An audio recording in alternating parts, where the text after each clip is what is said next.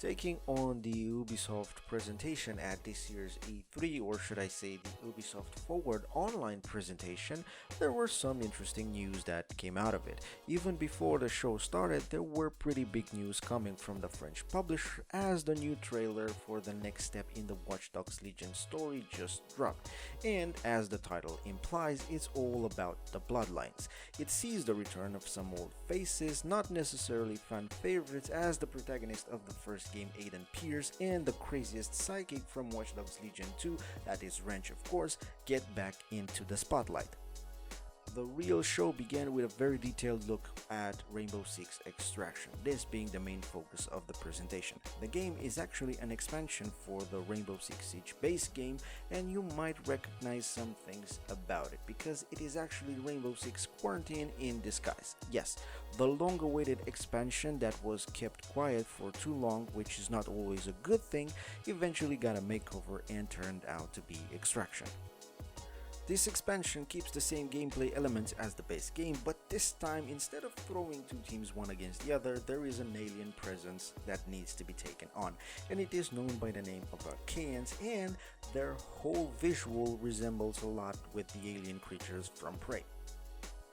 The game keeps the same layout, with hostages being taken away from their labs in which they're studying this alien anomaly. Now, the enemies that you encounter are spread throughout 3 different zones and have 3 different levels of difficulty, starting with level 1 grunts. The aim is of course to rescue the hostages and of course use the new tools they give you to collect data samples about this new anomaly. Things get especially harder as stealth is the key way to deal with these enemies, because if you take a wrong step, then you find yourself in a swarm that is very hard to escape.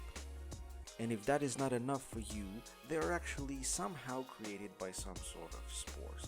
And this alien anomaly has the capacity of creating some sort of intergalactic goo that is called the sprawl, and it spreads all over the place. It might be and look inoffensive as it doesn't hurt you directly, but is actually a lot of trouble because it limits your movement by a whole lot, while on the other hand it increases the movement availability of your enemies. So you need to tread carefully and plan every single step of the way and of the mission to the last detail.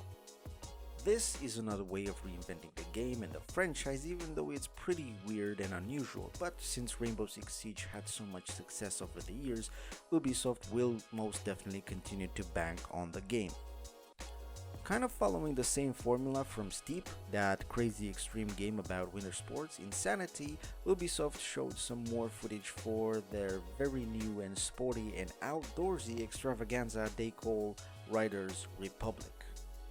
Kind of following the same formula from Steep, that crazy extreme game about winter sports, Insanity, Ubisoft showed some more footage for the very sporty and outdoorsy extravaganza they call Riders Republic. The game looks to be created with a social purpose in mind, while people get in and play and push each other to new performances, all the while they are spending more and more money in the process.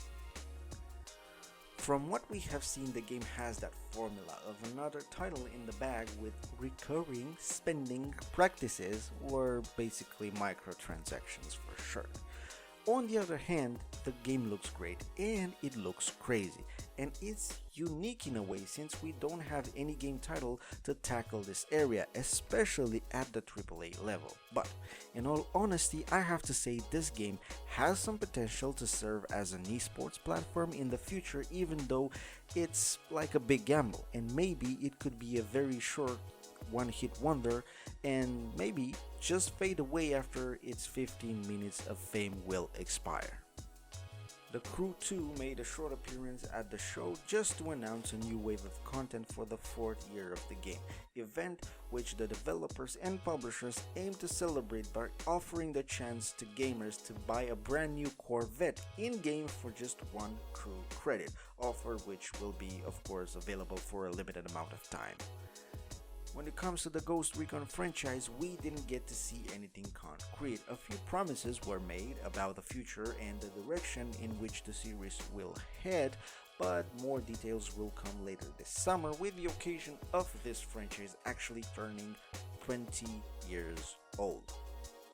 As we are used to see every single year, there was the mandatory Just Dance presentation that was shorter than usual because, well, the pandemic, and it's understandable since it was an online presentation, but of course we had the same mandatory cameo and endorsement from a very famous artist. Assassin's Creed took the backseat this time around, and I mean this is obvious because we won't get to see a brand new Assassin's Creed game for quite a while, and there's still a lot going on with Valhalla that Ubisoft can't actually miss. Besides all the details that they were proud to show, and right after they were done boasting about their numbers, Ubisoft showed some new images about their new DLC set to release this summer that will focus on the Siege of Paris, which is one of the most famous battles in the entire Viking history. And if you're a fan of the show and especially of the Ragnar character, you know the grandeur of this battle and you know what it means in Norse history. Another great piece of news coming from Assassin's Creed, just like the previous two installments, Assassin's Creed Valhalla will also get a brand new Discovery Tour expansion. Just like they did previously, Ubisoft shared some information about their ventures outside of the world of video games. Now, last time around they showed their new TV show, Mythic Quest Raven's Banquet, that delves deep into the world of video game creation, and they have returned with the new season for the show, also bringing up a brand new TV show called Werewolves Within. Far Cry 6 was also present at the event, even though they had a big reveal for the game not too long before E3. Now, it seemed that it wasn't much to show about this game, or at least it wasn't anything that was spectacular, but the contrary was proven. The game actually showed an in-depth look at Anton Castillo, the villain of Far Cry 6, which is of course the epicenter of the whole story, as the series got us used to the idea after the great performance of Michael Maddow as Voss. Sure, the Far Cry world is full of villains, great villains like Pagan Min or Joseph Seed, but Voss is in another class. And if there's one man that can get at least close to that level is of course Anton Castillo. And that is all thanks to Mr. Gustavo Fringe himself, Giancarlo Esposito. Some footage and details about the new Mario and Rabbids crossover was shared, even though I initially thought this was going to be Beyond Good and Evil 2 and quickly got knocked back on the ground. There is something about this game that has some appeal, even if it has some childish premises, but I think that is to be expected from this game. Even though the show on the whole was so-and-so, they closed it up in big style, because after they announced working with a brand new engine called Snowdrop for the next gen consoles, Ubisoft dropped one of the biggest announcements from E3 this year with the return to the wilderness of Pandora, the very impressive world of Avatar. Now, this time around, we'll have a game that is called Frontiers of Pandora, which seems to be an open world and not like the last time when Ubisoft did this, a movie tie-in game that was unimpressive to say the least. Even if we were left with just that one small announcement trailer, I gotta say there's a lot of promise in here with the beauty of the afterworld, especially thinking about that nighttime gameplay.